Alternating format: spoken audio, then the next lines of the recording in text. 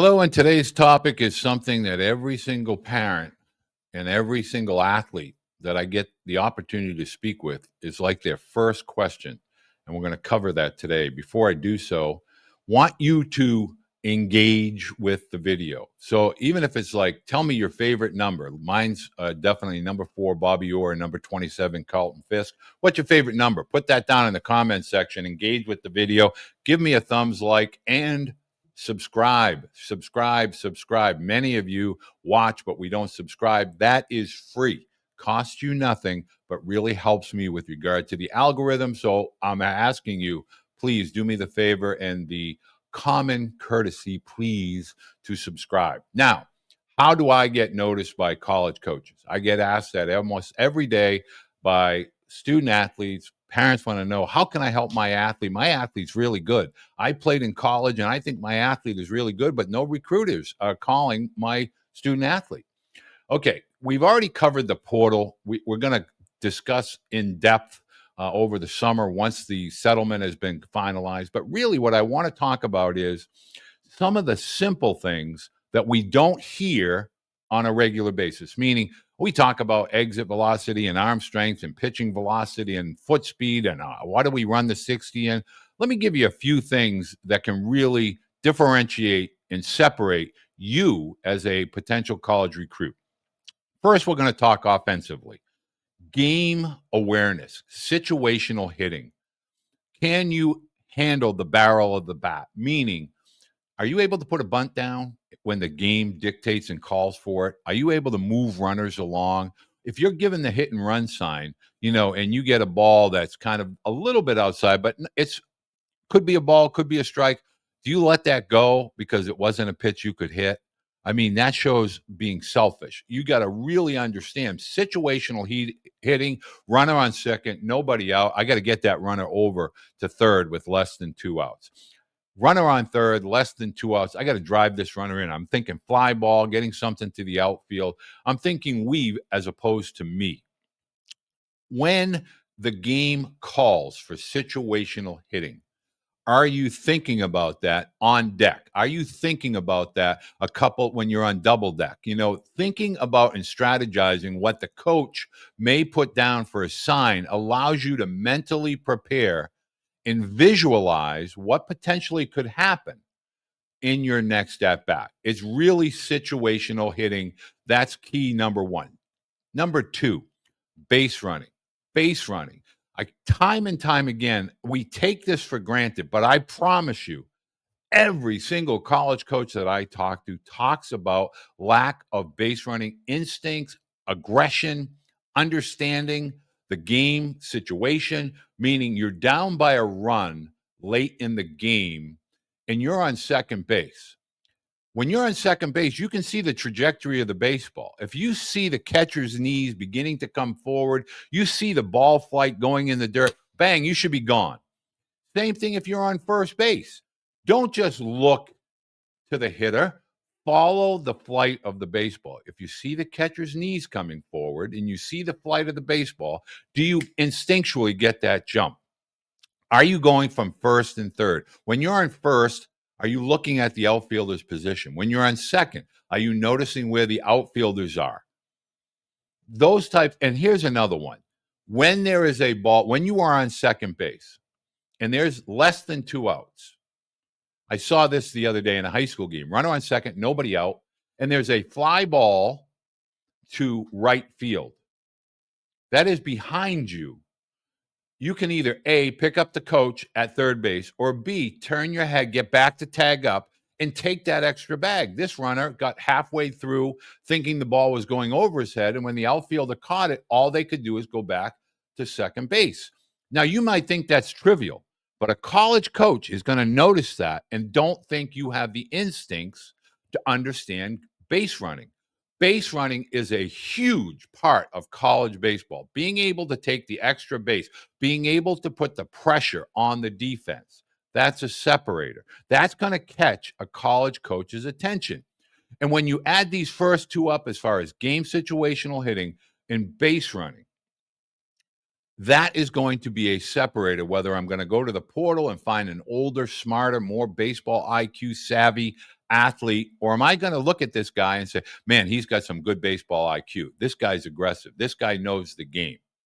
Now, from a hitting perspective, I also want to talk about if you're looking to punish baseballs and you really have good strike zone awareness, meaning you don't chase balls in the dirt, you don't chase balls up high, you have good strike zone awareness, strike zone discipline, you have an approach at the plate. That is going to be a big factor as well. In other words, you're worried about statistics, but college coaches are really making sure that the college game, the strike zone is smaller, tighter. Your window of opportunity, you might get one pitch in an at bat. Are you looking for that fastball in? What is your approach? Are you looking to go fastball away and take that backside? And you know that's what he's going to give you. So you are looking for that. Strike zone awareness, that's another key metric offensively that college coaches are looking at. Balance, athleticism at the plate, being able to be aggressive and assertive at the plate. That is what college coaches are looking for in general with regard to offense. Defense, they want to know that you're playing competitive catch during warmups. Are you playing competitive catch? Are you looking to make accurate, strong throws? Are you moving your feet? Are your feet getting underneath you? If you're a right-handed catcher, you're catching the ball off that right foot, you're using your glove as a transfer agent, and you're getting out a nice, strong, accurate throw. Are you playing competitive catch? Are you warming up?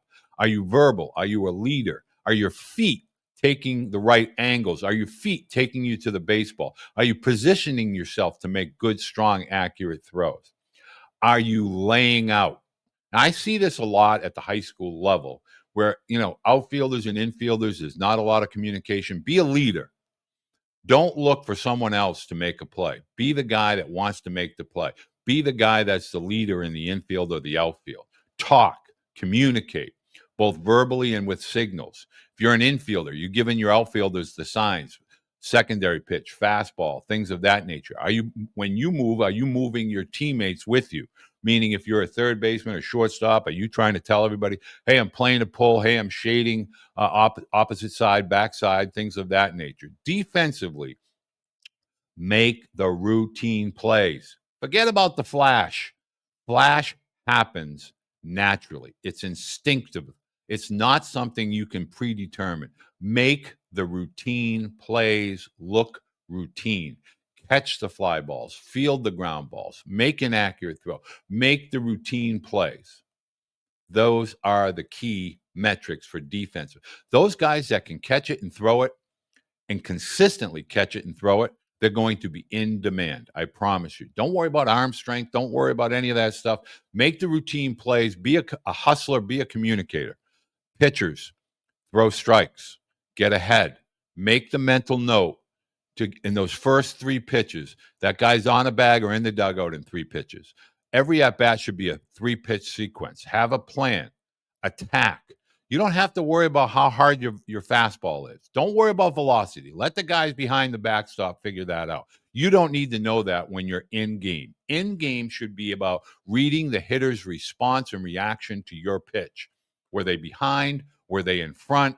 Were they aggressive? Were they passive? Where are their feet? Are they back in the box looking for the fastball? Are they up in the box looking for secondary? Are they crowding the plate to take the inner half away? Are they away because they like the ball on the outer half? Pitchers, start throwing strikes. Communicate with your catcher. Be on the same page. Avoid any type of body language that is poor. Don't throw your hands in the air. Don't point fingers. Don't, puff and puff when your infield or outfield makes an error. They don't want to make an error. Body language, poise, composure, compete. On the bump, that's what matters. Attack, attack, attack. Throw your secondaries in plus counts. 2-0, 2-1, 3-1. Show that you can throw that secondary for a strike. Put the emphasis and put the hitter on their heels. Catchers, be verbal, be loud, be a communicator. Receive first. Don't worry about your pop times. Receive first. Present. Don't move your glove. Those are the types of things when college coaches are watching catchers, they're looking how you receive velocity and spin. Do you present a good target? Do you present to the umpire? Do you allow them to call balls and strikes? Next, blocking. When there's runners in scoring position, second, third, are you keeping balls in front? Are you calling for that, hammer curveball with a runner on third, less than 2 out, because you have confidence in keeping the ball in front? That blocking and receiving and blocking, that's the priority as a catcher. In between innings, show it off. You should be loose. You should be worked up a sweat. Make that throw as if it was a base runner on first. You don't know if you're going to get anybody stealing on you today. So in between innings, make your throws to the bags matter. Every once in a while, give a signal. Throw the ball down to third. You don't always have to throw it to second. Work on a back pick. Show coaches that you're involved. Hey, heads up, third base, heads up, boom, step back, laser beam. Let them put the tag down, then they'll throw it around the infield. I want to make sure that every single player on the field is moving. College coaches, when they come to games and they're looking at, say, your pitcher, you want to be noticed, every ball that's put in play be moving. Never, ever be a spectator. Spectators are in the stands or in the dugout. You're not a spectator. You're between the lines. That ball's hit the right field. The left fielder should be looking to back up the second baseman and shortstop, or the throw of the third baseman, in case there's an errant throw. The throw goes too high. If you're not there to back that throw up, and that's a runner just moving up into third base or potentially scoring. College coaches are watching every player move whenever a ball is put in play. I hope this helps. But if you want separators, you have to go to the nth degree. Every single game that you participate in, whether you're between the lines or in the dugout, we more than me. Winners execute. They do not make excuses. We versus me. Keep that in mind every single game when there's a college coach, potentially a major league scout there. They're always watching the game. For this, I would love for you to hit a thumbs up if you like this. For this type of content, please let me know. Give me some ideas. What do you want to hear more of or more about? Looking forward to it. And for you, have a great week in baseball.